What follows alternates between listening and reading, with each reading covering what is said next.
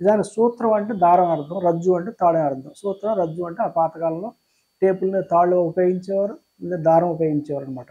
అలా మీరు ఆగ్నేయ టు వాయువు ఉండే లైన్ని మృత్యు సూత్రం అని పిలిచేవారు. మృత్యు సూత్రం. దానికి ఆ పేరు. అంత మాత్రాన్ని భయపడక్కర్లా, అదేదో మృత్యు అనేసి ఆ పేరు అలా పెట్టారు దానికి. అలాగే మీకు కర్ణ సూత్రాలకి ఇంకా రజ్జులు అంటారు. అలాగే మీకు ఈశాన్యానికి ఆడికి ఇటు తల ఇటు చివర మొదలు కూడా చెప్పారు కొన్ని. ఈశాన్యం ఆగ్నేయం తూర్పు చివరలు ఉంటాయని చెప్పేసి అట్లా చెప్పారు.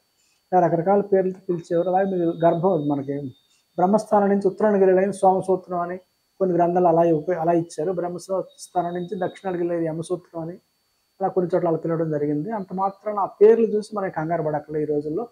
రజ్జు సూత్రం అని కొంతమంది సూత్రం సూత్రాలు ఆ పేర్లతో పెట్టి పిలిచినంత మాత్రాన తాళ్లే లైన్స్ కొలతలు అని చెప్పి గుర్తించితే సరిపోతుంది. అంతకంత మించి వాటి విషయం ఏమి ఉండదు. మిగిలిన విషయాన్ని వాస్తరీత్యా ఇది ఎలా చేయాలో మనకి స్పష్టంగా చెప్పారు. అవి మనం చేసుకుంటే సరిపోతుంది. ఈ పేర్లు చూసి కంగారు పడక్కర్లేదు అని చెప్పేది అది.